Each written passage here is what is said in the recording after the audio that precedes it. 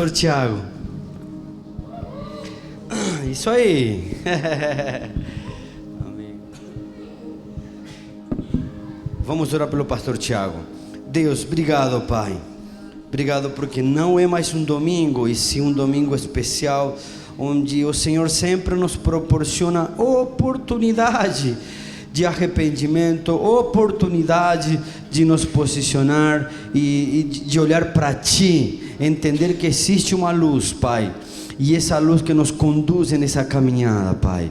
E eu te agradeço por esse momento, esse tempo da Tua Palavra, onde o Senhor vai continuar fluindo com graça e com amor, Pai.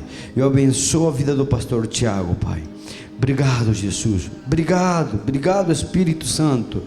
Obrigado, Jesus. Obrigado, Pai.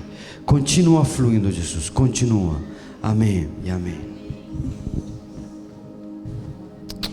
Bom dia, amada igreja. Tudo bem? Eu também não poderia deixar de dar os meus parabéns a todas as mamães aqui. Um feliz Dia das Mães. Eu estava pensando sobre isso. A minha admiração pela mãe em si só cresceu depois que eu vi de perto o quão importante esse trabalho que a mãe realiza, né? Minha admiração pelas mães só cresceu, e eu também não poderia deixar de dizer para a Má aqui que a minha admiração por ela, pela mãe que ela tem se tornado, só tem aumentado. É incrível ver a força que uma mãe tem, né? A gente, bebezinho, dá bastante trabalho, né? E a gente sai para trabalhar. Então o homem, né, no meu caso, eu trabalho, a Má cuida dela em casa. Eu saio e me distraio com as coisas, mas eu vejo, do momento que eu saio, é quase 24 horas ali cuidando da Aurora, e tem que ter muita força mesmo. E a minha admiração por vocês só cresce, a minha admiração por você só aumenta. E é isso, feliz Dia das Mães, tá? Uma salva de palmas de novo para as mamães. Não é mole não. Gente, vamos abrir em Romanos capítulo 5.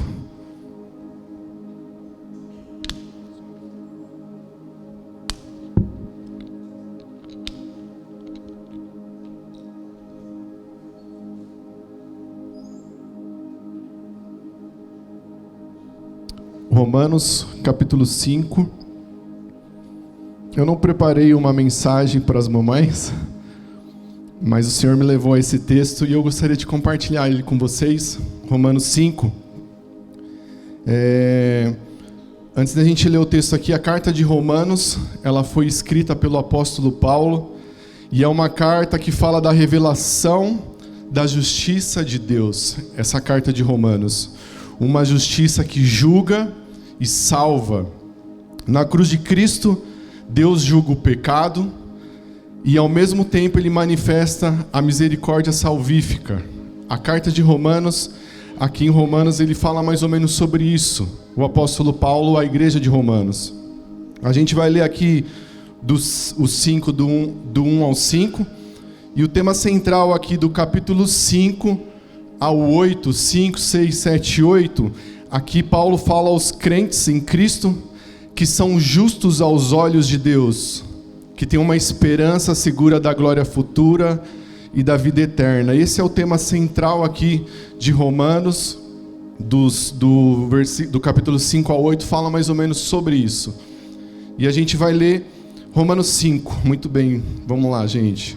Justificados, pois, mediante a fé, temos paz com Deus por meio do nosso Senhor Jesus Cristo, pela qual obtivemos também acesso pela fé a esta graça na qual estamos firmes e nos gloriamos na esperança da glória de Deus. E não somente isto, mas também nos gloriamos nas tribulações. Repita comigo, tribulações. Sabendo que a tribulação produz perseverança. Repita, perseverança. E a perseverança produz experiência. E a experiência produz esperança. Repita, esperança também. Ora, a esperança não nos deixa decepcionados, porque o amor de Deus é derramado em nossos corações pelo Espírito Santo que nos foi dado. A gente vai explorar um pouquinho hoje, nessa manhã, esses quatro pontos específicos: a tribulação, a paciência, a experiência e a esperança, tá bom? Mas primeiro, eu queria que a gente entendesse aqui o começo do texto, o verso 1. Eu queria que a gente entendesse o que é ser justificado. Verso 1 fala assim: justificados, pois, mediante a fé, temos paz com Deus por meio do nosso Senhor Jesus Cristo. Justificação. O que é essa palavra? Justificação é uma palavra que no hebraico, ela significa fazer justo. Já no Novo Testamento, que foi escrito no grego, ele quer dizer inocentar, declarar e tratar como justo. Ou seja, meus irmãos, a palavra nos ensina e nos mostra que nós estávamos mortos nos nossos delitos e pecados, nós estávamos separados de Deus, nós vivíamos separado dele, porque o homem pecou lá no Éden, lá em Gênesis conta essa história. Mas através da nossa fé em Cristo, quando você crê que Jesus veio para nos restaurar, para nos salvar, através da sua fé em Cristo, nós nos tornamos justos. Nós nos tornamos justificados, declarados justos por Deus. Justificação significa isso. É de uma vez por todas. Agora nós temos acesso ao Pai. Deus não nos vê somente mais como pecadores. Deus não te vê mais somente como um homem ou uma mulher. Agora que você que aceitou a Cristo, que você que crê nele, você se torna um filho de Deus. Você agora é um filho amado de Deus. Fala para o seu irmão assim: você é um filho amado de Deus. Se você é um crente, se você tem fé em Jesus, Deus te vê assim. Deus não te vê mais como um pecador, mas Ele te vê como um filho amado. E essa justificação que nós lemos e que nós nos tornamos, ela gera alguns frutos automaticamente. Justificados, o texto fala aqui, justificados, pois mediante a fé, o que acontece? Nós temos paz com Deus. Através de Jesus nós nos tornamos filhos de Deus e agora nós temos acesso a Ele. Agora nós temos paz com Ele. E essa paz que nós temos agora nos dá esse acesso a Ele, né? O texto continua aqui, ó. Temos paz com Deus por meio do nosso Senhor Jesus Cristo, pela qual obtivemos também acesso. Acesso ao quê? Acesso à graça de Deus. Essa graça aqui, esse acesso aqui que Paulo fala, é como uma introdução ou uma apresentação de alguém perante a presença de uma realeza. Esse acesso que Paulo fala aqui, ele significa mais ou menos isso.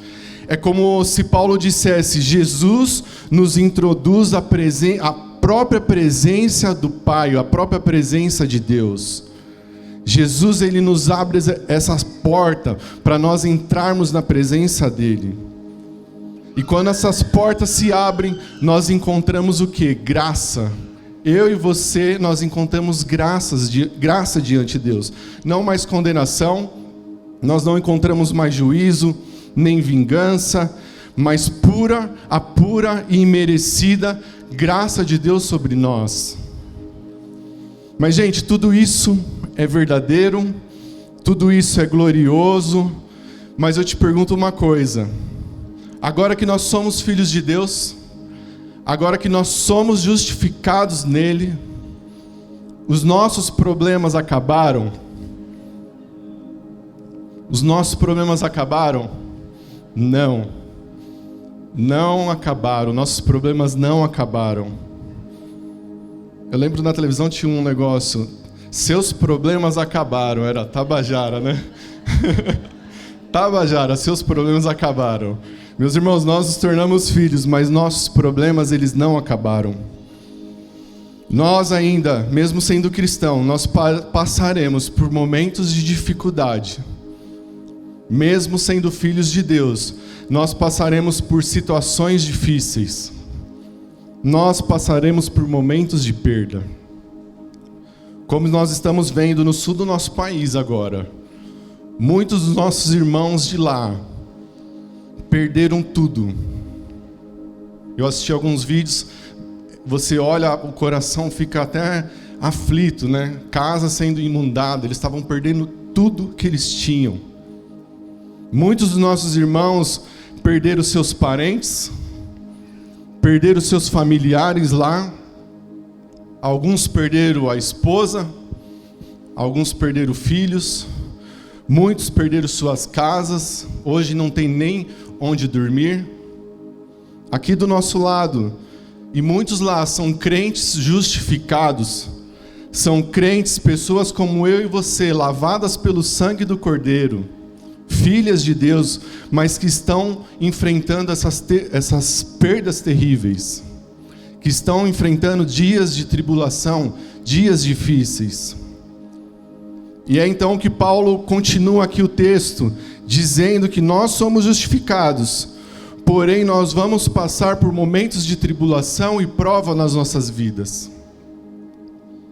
Olha o verso 3, abre o verso 3 aí. Põe aqui, Ti.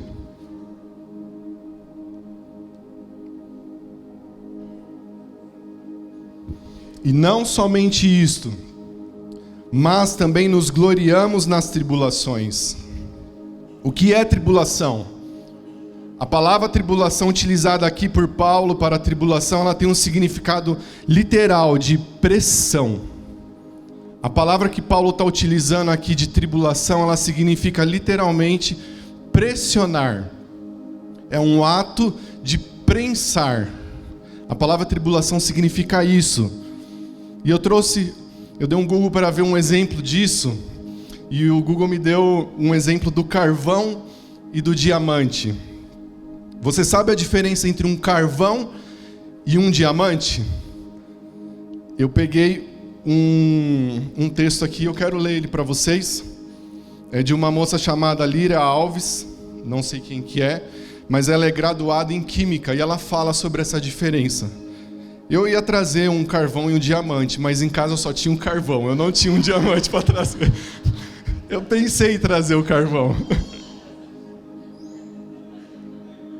Só que eu falei, puxa, eu não tenho diamante, amor. Nem sei se um dia eu nunca vi um diamante. Mas eu ia trazer para mostrar para vocês, tá? A diferença. Vamos lá, eu vou ler um pouquinho aqui, tá? Carvão e diamante são substâncias que têm a mesma composição, mas valores extremamente diferentes. Imagine só fazer joias usando carvão. Vai sujar toda a roupa, né? Ou acender a lareira colocando diamantes para queimar. Não seria um absurdo, gente? Na verdade, a semelhança entre o diamante e o carvão limita-se apenas ao fato de que o carvão é um mineral rico em carbono, e os diamantes também são feitos de carbono. E por que o diamante possui um valor tão alto, ao contrário do carvão, que simplesmente é queimado? Vejamos as diferenças no processo de formação. Os diamantes são obtidos sob altíssimas pressões, a partir do magma presente no interior da terra. Bem abaixo da crosta fica esse magma. Foram necessários vários séculos para que camadas de magma fossem sendo depositadas umas sobre as outras, acarretando em forte pressão. O magma foi sendo comprimido até se petrificar. O resultado você já sabe: diamantes belos, duráveis e muito valiosos. Já o carvão surge de um processo bem mais simplificado e acessível. Ele é obtido a partir da decomposição de folhas, vegetais e árvores. O local escolhido é embaixo da terra, onde as temperaturas se elevam em relativa pressão. O carvão é formado a partir das mudanças físicas e químicas propícias a essas condições, num tempo bem inferior ao que origina o diamante. Portanto, não seria possível ambas substâncias possuírem o mesmo valor comercial, uma vez que o tempo de formação se difere nos dois processos. Ou seja, meus irmãos, os diamantes são diamantes porque eles submetem uma pressão enorme e por um tempo muito longo. A tribulação que Paulo está falando aqui é essa pressão.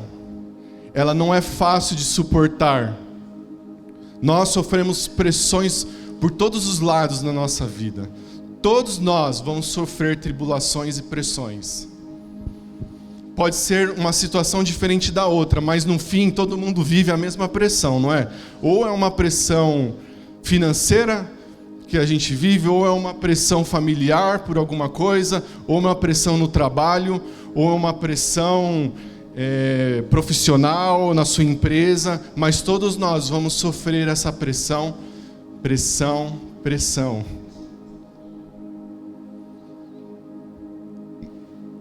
Mas em toda essa pressão que nós vivemos, Deus está forjando o nosso caráter. Deus está forjando o meu caráter. Deus está forjando o seu caráter. Por quê? Porque Ele quer extrair de você o melhor. Ele quer extrair de você o melhor que você tem. Assim como um diamante. Deus quer, Ele nos pressiona, a tribulação nos pressiona, porque Ele quer extrair o melhor que você tem. Nós vivemos sofrimento. O sofrimento, meus irmãos, eu costumo falar que é a escola superior do Espírito Santo. É lá onde Deus vai ministrar as nossas almas no mais profundo.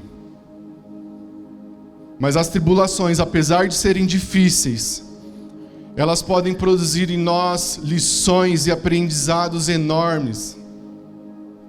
Eu tenho certeza que você que tem sofrido algo, você é mais forte hoje do que ontem. Toda essa pressão que você tem sofrido, o Senhor está extraindo algo melhor para você. Essas situações são desafiadoras, elas são difíceis, elas não são fáceis, mas o Senhor está te apertando para extrair algo de você. Você tem passado momentos de pressão nesses dias? Você tem passado momentos de tribulação na sua vida? Você tem enfrentado esses dias como? Mas saiba disso, se você tem enfrentado dias de tribulação, dias de pressão, é porque Deus, novamente, Deus quer extrair o melhor de você. Toda essa pressão, Paulo diz que ela vai produzir algo. Tudo isso que você está vivendo vai produzir algo na sua vida. E o que ele produz? Paulo nos responde, ele produz perseverança. Olha o texto. Sabendo que a tribulação produz perseverança. A palavra utilizada aqui para perseverança é uma palavra chamada, eu vou tentar falar ela, tá? Upomone. Essa palavra é a característica de uma pessoa que não desvia de seu propósito e de sua lealdade à fé e à piedade, mesmo diante das maiores provações e sofrimento. Essa palavra significa isso. Ela significa mais que uma fortaleza. Ela significa o espírito que pode vencer o mundo. Não significa o espírito que resiste passivamente, mas sim vence e conquista ativamente as provas e as tribulações da vida. É isso que essa palavra upomone, perseverança, ela significa. Não é o espírito que se deita e permite que as provações o cubram, mas é o espírito que enfrenta as coisas e as supera. É a paciência, sabe, a paciência triunfadora em circunstâncias adversas. É passar pelas circunstâncias glorificando a Deus, glorificando a Ele. Perseverança aqui é você continuar, o Adriel fala sempre sobre isso, é você continuar dando uma resposta certa a Deus, mesmo em meio às tribulações. É ficar firme, mesmo em meio às dificuldades que nós enfrentamos. A tribulação gera isso, gera a perseverança. Você tem conseguido perseverar nesses dias? Você tem conseguido perseverar na sua vida? Porque tribulação você ou está vivendo, ou você está em uma outra fase, mas você vai viver. Você tem conseguido perseverar? Abra comigo em Tiago, capítulo 1.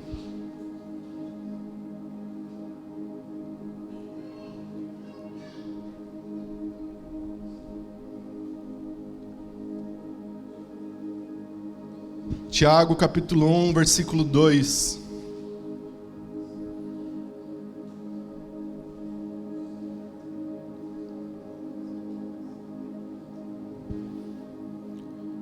Tiago 1:2, meus irmãos, tenho por motivo de grande alegria o fato de passarem por várias provações, sabendo que a provação da fé que vocês têm produz o quê?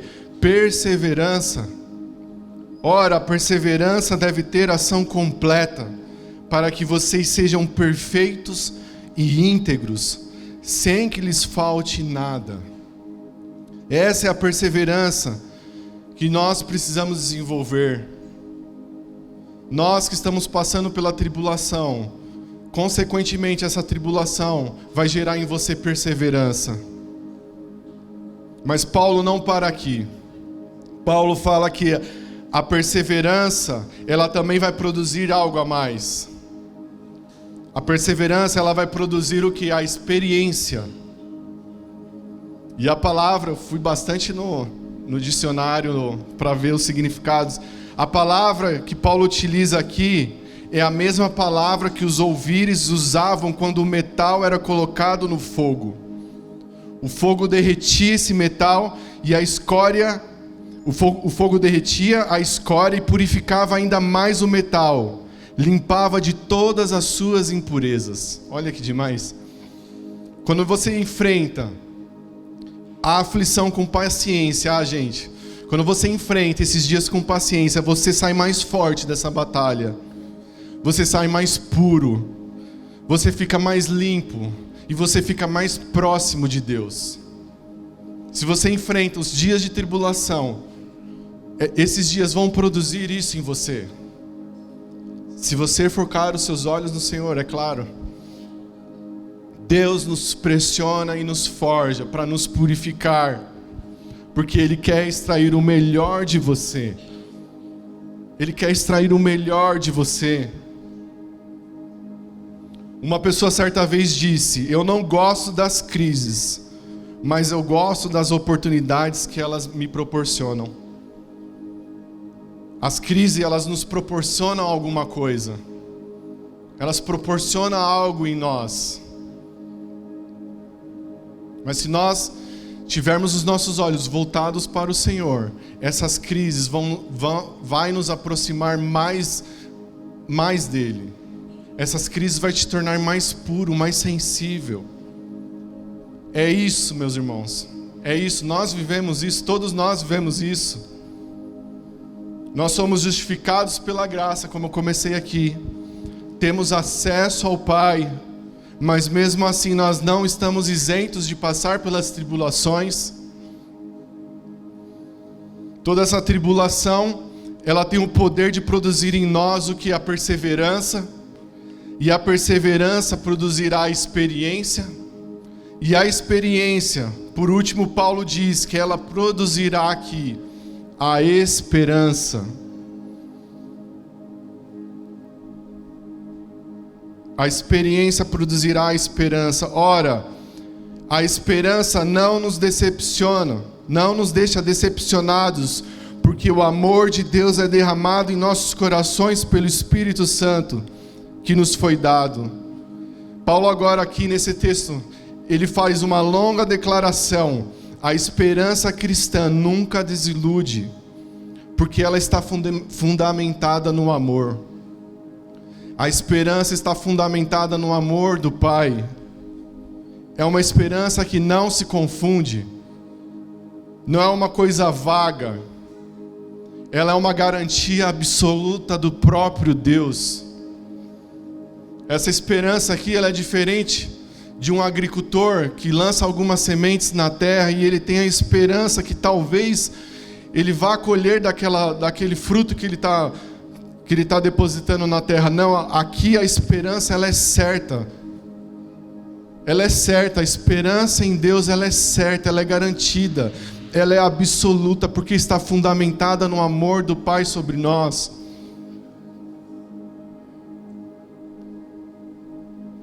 Um poeta do século XI chamado Omar, ele escreveu a respeito das esperanças humanas. Ele falou assim: as esperanças humanas em que homens põem seus corações se fazem cinzas, ou prosperam, mas dali a pouco, como a neve sobre a face poeirenta do deserto, brilha 1 horinha ou 2 e vai embora. Quando a esperança do homem está posta em Deus, não se pode tornar pó e cinzas. Quando a esperança do homem está posta em Deus, não pode ser frustrada. Quando a esperança do homem está posta no amor de Deus, nunca pode ser uma ilusão, porque Deus nos ama com amor eterno, o qual está respaldado por seu poder eterno. As esperanças de Deus são eternas, elas não se esgotam. O amor de Deus sobre nós, ele não se esgota. Ou seja, a nossa esperança é o próprio Senhor. A sua e a minha esperança é o próprio Deus. E nós temos uma garantia absoluta pelo próprio Pai. Quero ler mais um texto, Jeremias 17.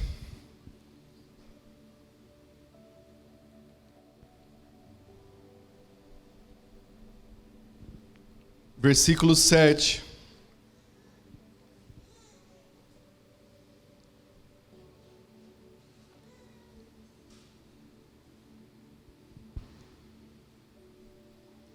Jeremias 17, versículo 7. Bendito aquele que confia no Senhor e cujo que? A esperança é o Senhor. Porque ele é como uma árvore plantada junto às águas, que estende as suas raízes para o ribeiro, e não recaia quando vem o calor, porque suas folhas permanecem verdes, e no ano de seca, no ano de tribulação, no ano de prova, no ano dos dias difíceis, nos anos de pressão, não se perturba e nem deixa de dar frutos. Jeremias diz isso, que a nossa esperança é o Senhor. A minha esperança é o Senhor, a sua esperança tem que ser Ele. O escritor de Hebreus também lá em Hebreus 6,19, ele fala: essa esperança é uma âncora firme e confiável para a nossa alma. O escritor de Hebreus compara essa esperança como uma âncora, ela é firme, ela vai segurar no meio da tempestade. Ela é totalmente segura.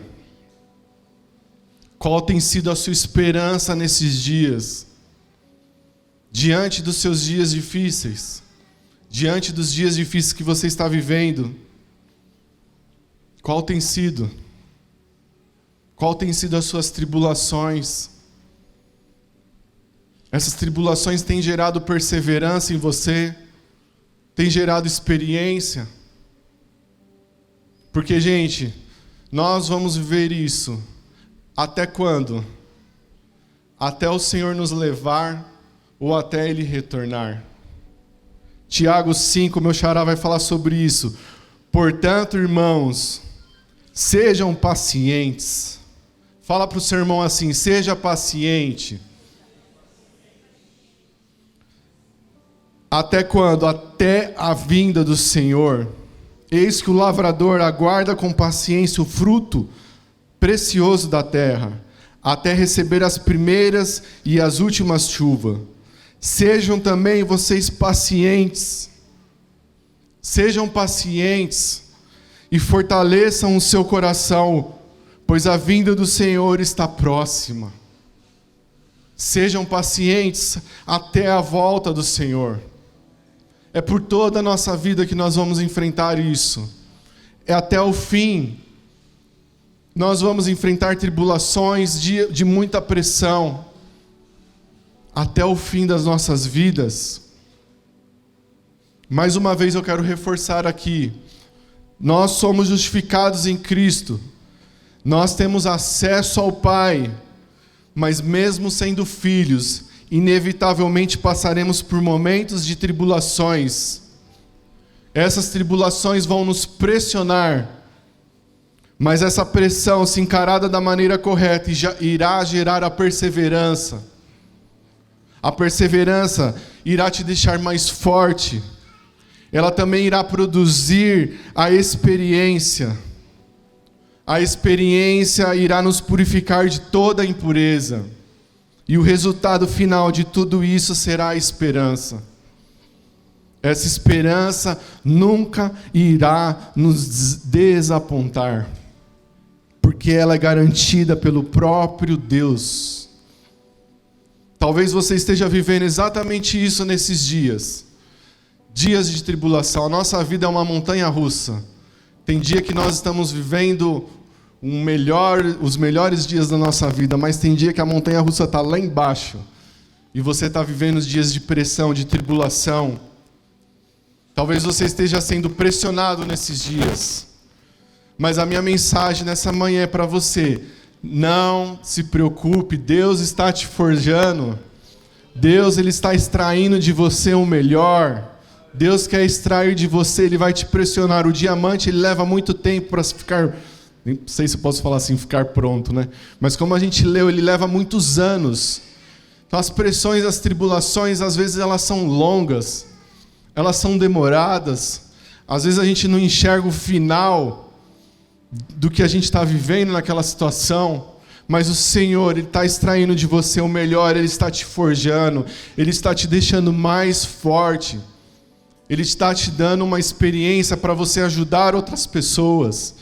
Tudo que você está vivendo vai ser para ajudar outros que estão vivendo a mesma situação que você. Deus nos leva a esses lugares para, de alguma maneira, a gente aprender algo e lá na frente a gente vai ajudar outras pessoas. A gente vai ajudar outras pessoas que estão vivendo a mesma situação que nós. Essa é a mensagem do Senhor para essa manhã, para nós, nesse Dia das Mães. O Senhor tem cuidado da gente, o Senhor tem cuidado da nossa casa, da nossa família. Permaneçam firmes. Permaneçam firmes no Senhor. Porque Ele tem cuidado de você. Queria que você fechasse seus olhos.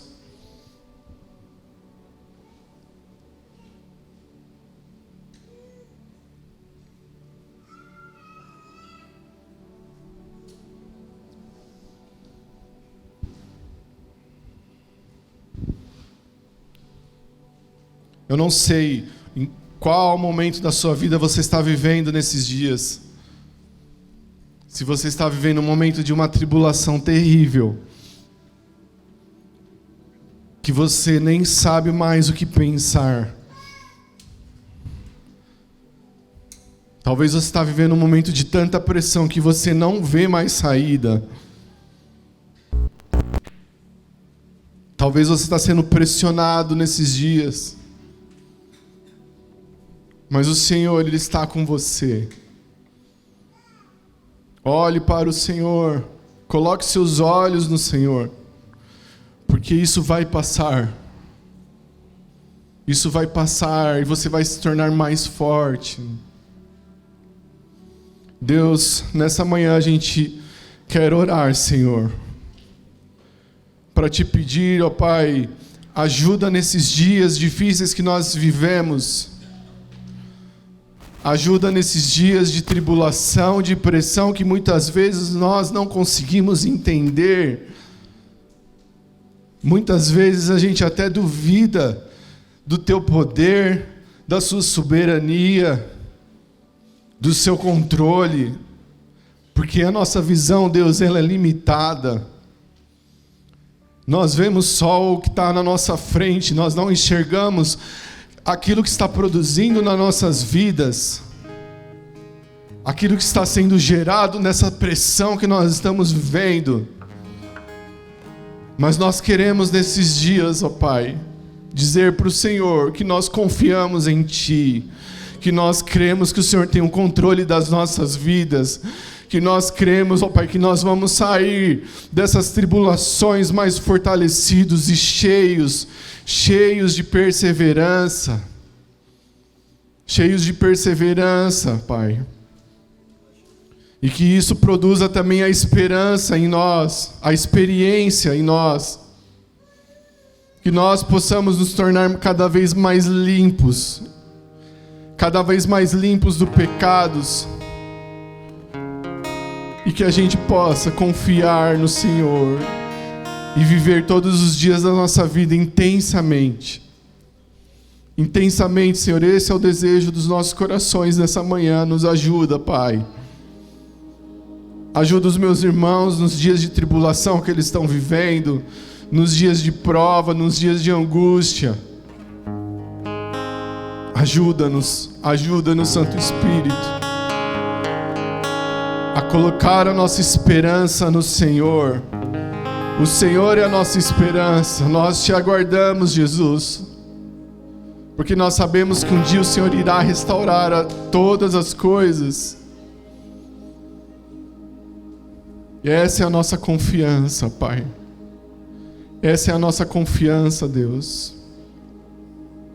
Essa é a nossa confiança e nós confiamos em Ti, Pai.